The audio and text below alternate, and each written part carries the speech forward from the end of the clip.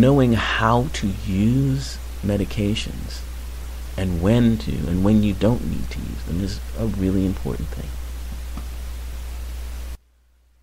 So there's a number of books out now about that very topic. Um, One, of course, is a favorite of this show, Dr. Andrew Wild. He has a book out called Mind Over Meds. Know when drugs are necessary, when alternatives are better, and when to let your body heal on its own. Very good guidebook. I would recommend that if this is a topic of concern of yours,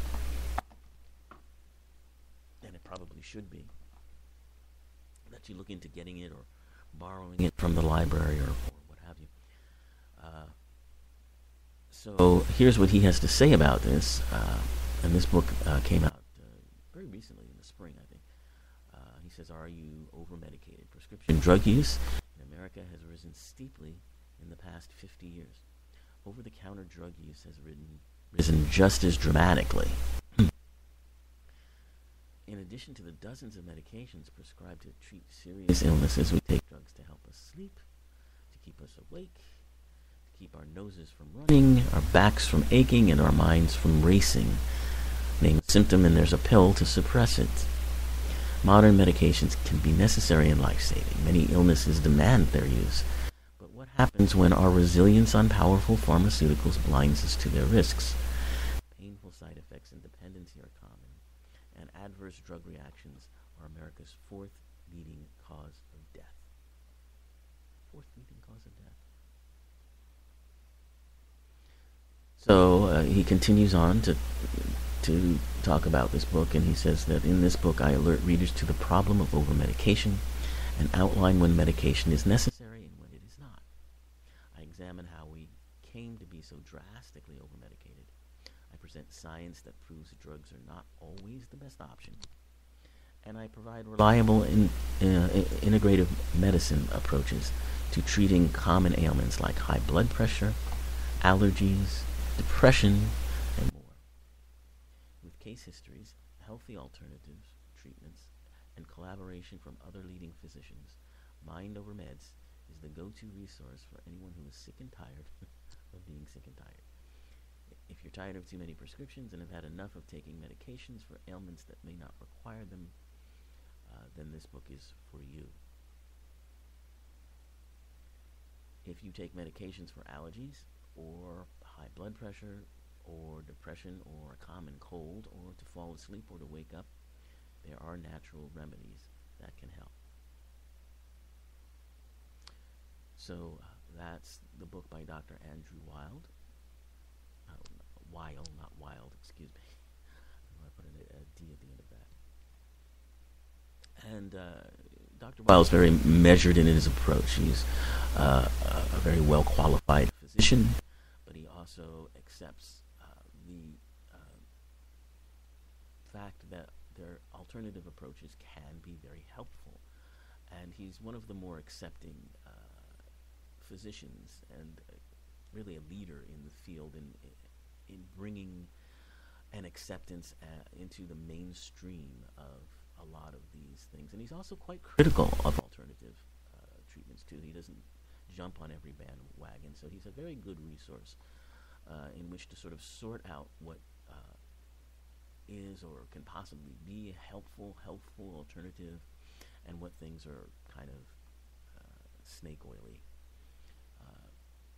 This is an area that is still rife with confusion and misinformation, and new research is being done all the time, but not nearly enough. And oftentimes, researchers won't even go near things as relatively uncontroversial as yoga and its effects. I mean, you'd think there'd be more studies of yoga, more studies of, although there's increasing studies now on the benefits of meditation and mindfulness, but these are areas that researchers still feel very dubious about exploring. So Dr. Weil is a great advisor in those kinds of things. There is another book with a similar idea.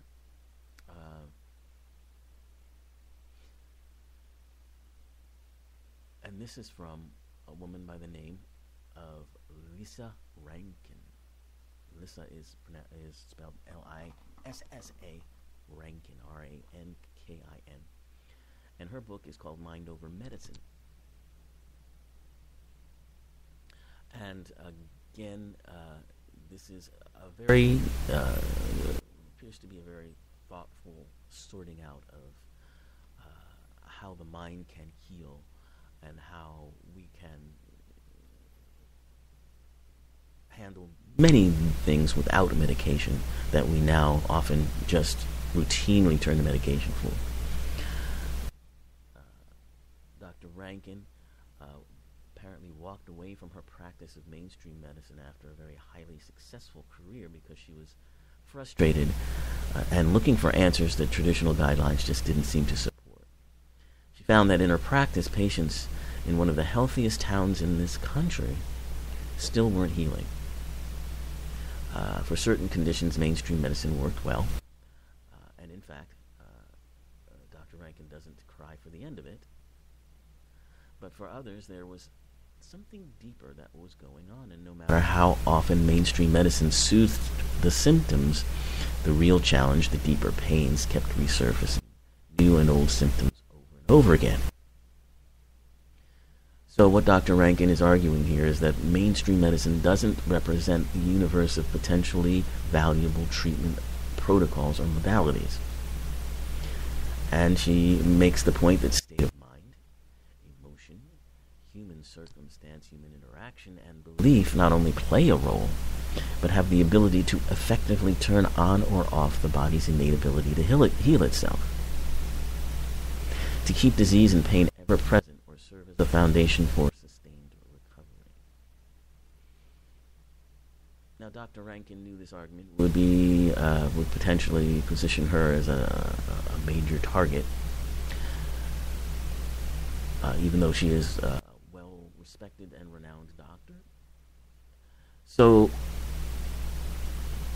her approach is less to talk to the patients, although she is doing that, but to take her case to the doctors, to bring doctors around to understanding this kind of thing.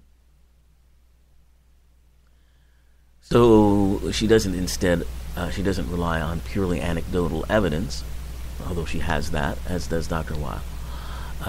She relies on the science, as does Dr. Weil. And she looks through years of research on phenomena that's been written off on experimental outliers, and showing how they are in fact signposts of something much bigger.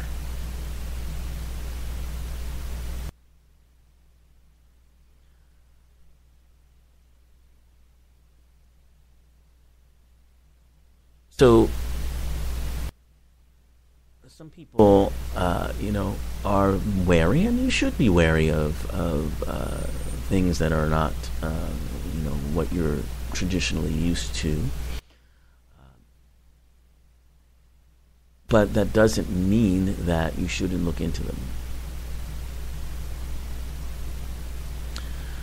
And it doesn't mean that,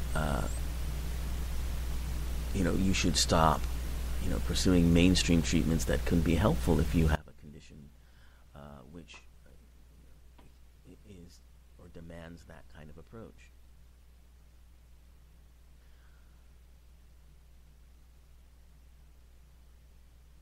Sometimes people will decide that they want to try alternative approaches rather than deal with mainstream science. Apparently, Steve Jobs was one of those who had put off, treatment for his illness in favor of alternative therapies.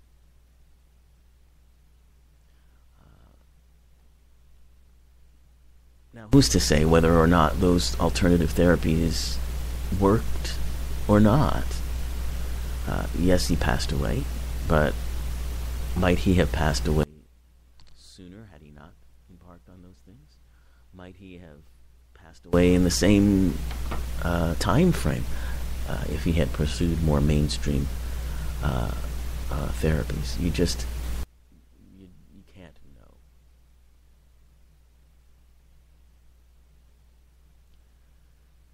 So her message is there may be alternatives that work equally well or better, but more importantly, regardless of the treatment protocol, whether it involves medication or not, your state of mind, your life circumstances, and belief system, and the social dynamics that exist both between the patient and the healthcare provider, and the patient and their family and friends, they all play a huge role in the efficacy of any therapy, whether it's traditional or alternative. So that's another way the mind works. How you believe, what you believe, your sense of well-being, and your connection with other people is critical. If you have a doctor who's telling you your condition is hopeless, and you believe that, well, then you probably will create that outcome. Whereas if you have a positive belief, and you have a doctor who's telling you, nothing is hopeless, and is encouraging that, well, then you might have some better outcomes. Similarly, if you treat the symptom without treating the underlying cause, the symptom will come back. That's not controversial. But the fact of the matter is, the medical profession, and the medical system and healthcare system doesn't truly focus on underlying causes. And not only that, what Dr. Rankin is saying is that the idea, what underlying causes means, needs to expand. That definition needs to expand.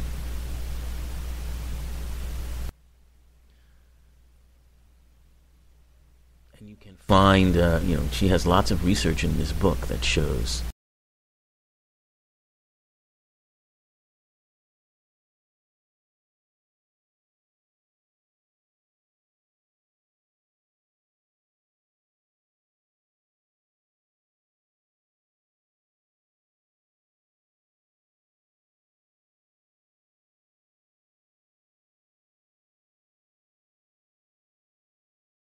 these phenomena.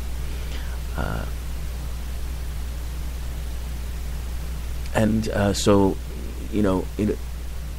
I think it's interesting to read her take on that and get a real understanding of what the research really is, rather than what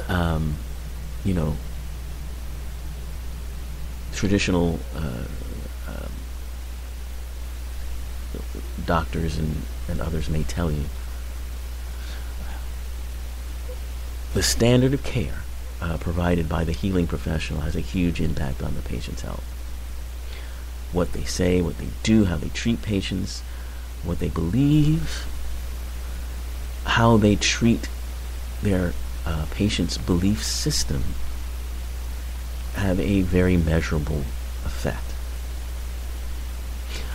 If you have strong belief in healing energy, and if you believe that, if you have a strong belief that God will heal you, then you need a healthcare provider who will interact with that, not poo-poo it or dismiss it, as many would do.